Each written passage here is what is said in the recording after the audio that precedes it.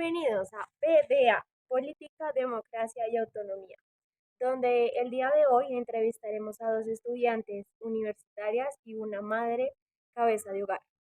Continuamos con nuestra reportera Lucía, quien va a entrevistar a nuestra primera estudiante universitaria. Gracias, Andrea, por la entrada a la entrevista. Buenas tardes. Buenas tardes, ¿Cómo es tu nombre? Juanita Chávez José.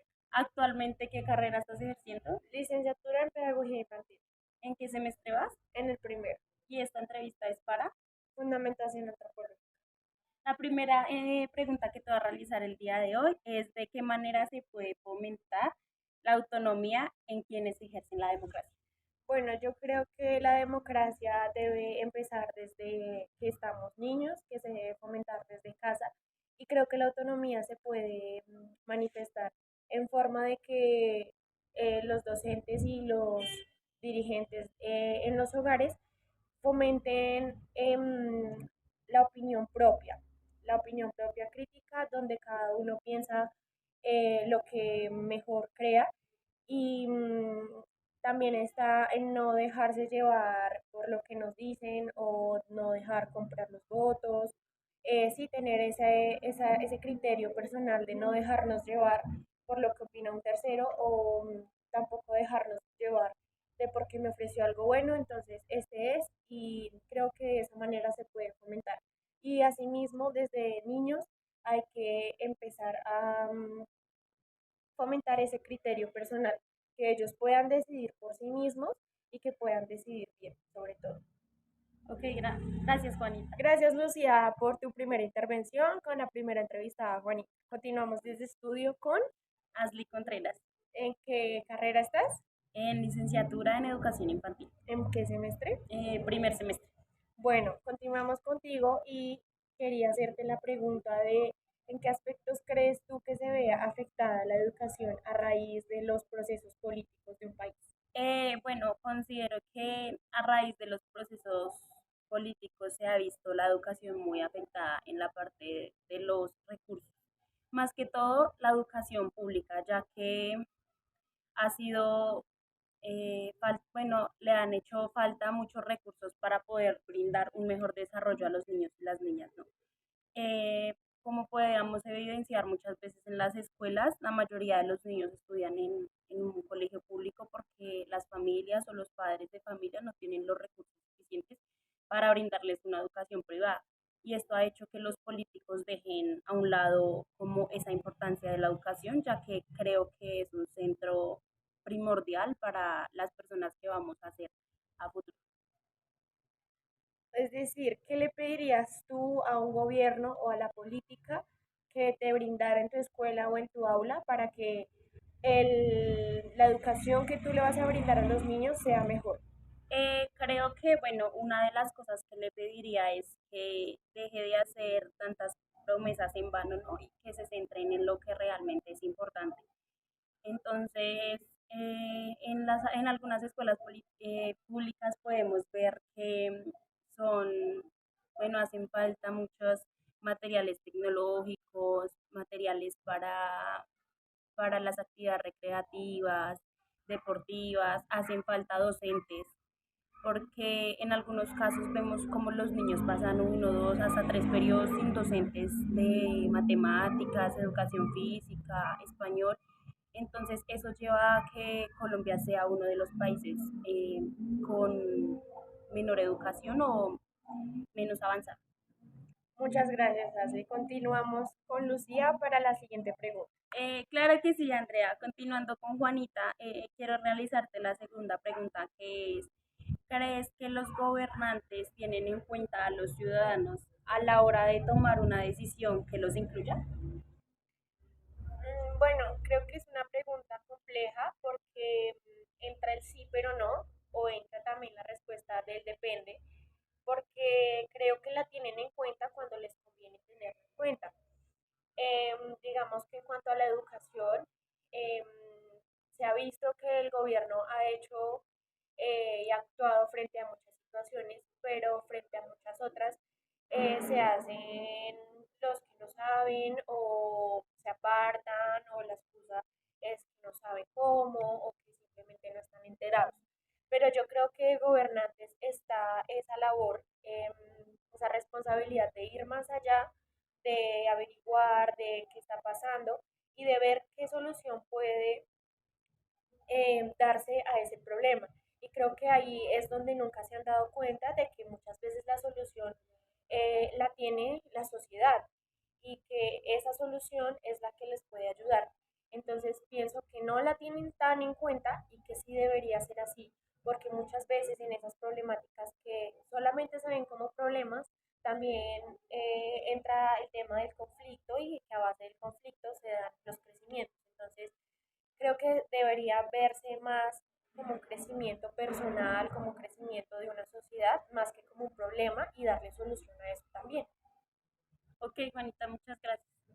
Seguimos con Andrea para la siguiente Gracias, pregunta. Lucía. Claro que sí, continuamos con la segunda pregunta para Ashley de este estudio, que sería, ¿qué opinas tú políticamente hablando de la inclusión que se da en los colegios acerca de la sexualidad en los niños y las niñas? Bueno, creo que es un tema un poco complejo, ya que pienso que los niños todavía no tienen como la capacidad suficiente de saber como su inclinación sexual, entonces es un tema que debemos tratar nosotros como docentes a futuro y incluso los docentes que ya son profesionales, debemos tratar ese tema delicadamente porque puede ser que si respondemos de una mala manera o tenemos una mala idea, nos inclinamos por una respuesta que sea incorrecta, podemos hacer mucho daño en cuestión de las inclinaciones de ellos. Claro, así es un tema bastante complicado teniendo en cuenta que ahorita se presentan tantos casos y sobre todo en los colegios y es un tema que para muchos docentes, madres, padres o acudientes es difícil de tratar porque no se sabe la manera, pero entonces te pongo una situación, ¿qué pasa si un niño se siente identificado como una niña y quiere entrar al baño de ellas? ¿Cómo Eh, manejarías tú esa situación? ¿Qué le dirías?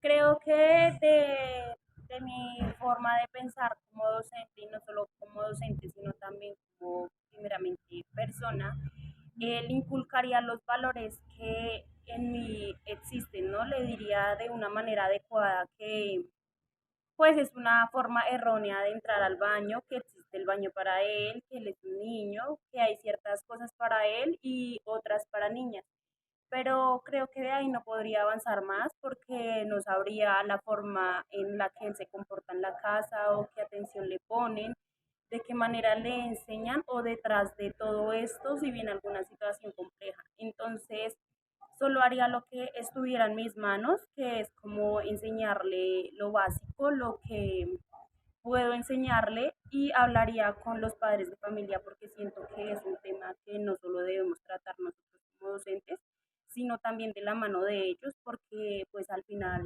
muchas de las cosas que ellos traen a los colegios, a las escuelas, vienen desde casa.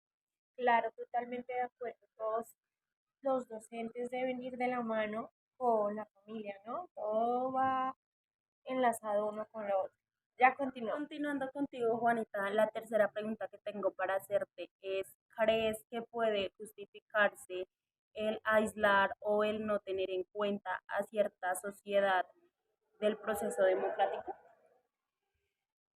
Bueno, con respecto a esta pregunta, yo creo que sí hay un grupo de la sociedad de personas que no deben hacer parte de la democracia, que no se les debería dar ese derecho por situaciones que se hayan presentado antes. En el caso, digamos, de los presos em, que están condenados a algo y que existen pruebas en contra de ellos, yo creo que no tienen ese derecho y perdieron, así como perdieron su libertad, también pierden ese derecho a elegir. Em, Pienso que otra parte de la sociedad, bueno, ya es uno que se presenta y es los niños. Creo que ellos pues todavía están en proceso de su formación como persona, entonces pienso que todavía no tienen esa capacidad de elegir ciertas cosas. Puede darse la democracia en los niños de otra manera, dándoles a elegir otras cosas. Entonces pienso que sí es justificable exonerar a algunas personas de la democracia y también creo que es importante recalcar la importancia de ejercer la democracia a las personas que sí tienen el poder y que sí tienen el derecho de hacerlo. Y sobre todo las personas pues que tienen niños, que tienen hijos adolescentes, hijos jóvenes, dar ese ejemplo y hacer ese acompañamiento para que ellos puedan ser autónomos desde pequeños con decisiones que son fáciles hasta grandes, donde las decisiones ya tienen cierto grado de complejidad. Ok, Juanita, muchas gracias. Estoy de acuerdo contigo en el punto en el que hay personas que no merecen ser opinadoras de las cosas que pasan en la sociedad, ya que en algún momento hicieron daño, lastimaron y que por esa razón eh, están condenados a pagar algún delito. Entonces, creo que es importante saber que las personas que merecen estar en lo democrático son aquellas personas que han aportado a la sociedad o así no hayan aportado, tampoco le han hecho algún daño. Darle finalización a nuestro ejercicio de hoy con las estudiantes de la universidad.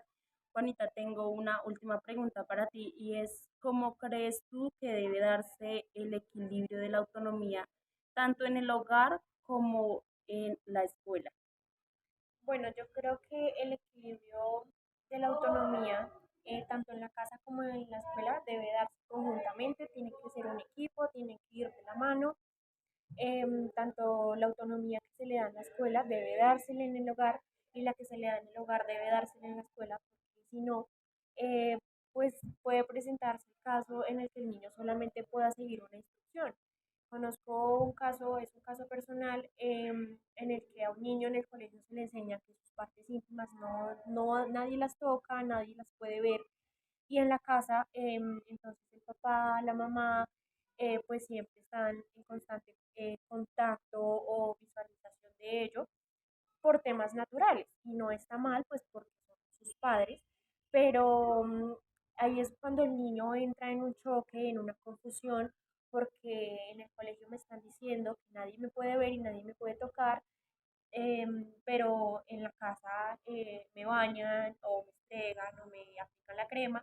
Entonces yo creo que esa autonomía debe dársele en los dos espacios para que el niño se pueda desarrollar correctamente, em, para que el niño no se quede estancado y al contrario pueda avanzar en sus procesos.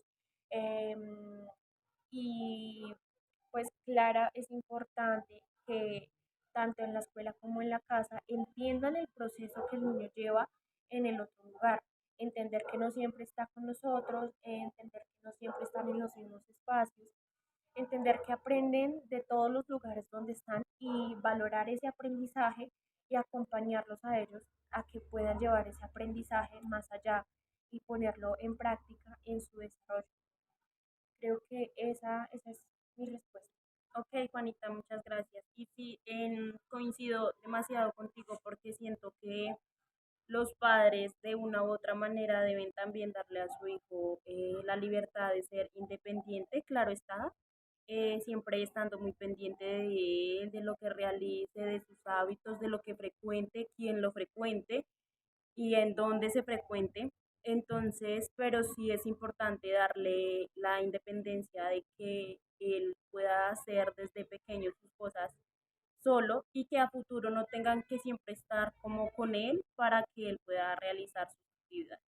Claro, y me parece también muy importante lo que dices de la independencia, que hay que saber manejarla, ¿no? Hay que tener cierto límite, saber hasta qué punto se les puede ayudar, hasta qué punto se les puede solucionar, porque claro, pues es importante crear seres independientes, porque no siempre estarán los docentes o no siempre estarán los padres para acompañar, pero pues también es importante que ellos sientan ese acompañamiento, que tampoco se sientan solos, sino que sientan ese apoyo y que alguien está por si lo va a necesitar, pero que tal vez en algún momento no va a estar y el niño o la niña va a tener que actuar solo.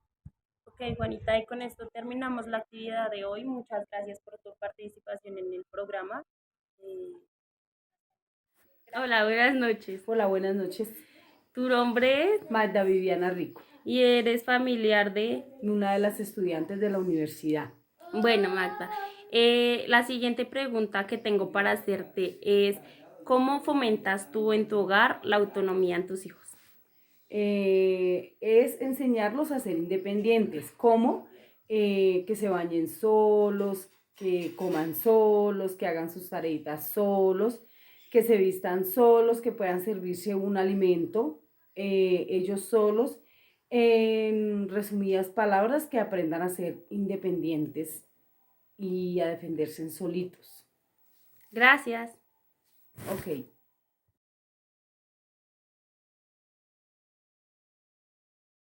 El alza de las tasas de interés afectaron la compra de vivienda debido a que disminuyó la capacidad de endeudamiento de los compradores, haciendo que su enfoque financiero esté dirigido a otro tipo de necesidades, como la compra de alimentación y también a la disminución de deudas con entidades financieras y bancarias.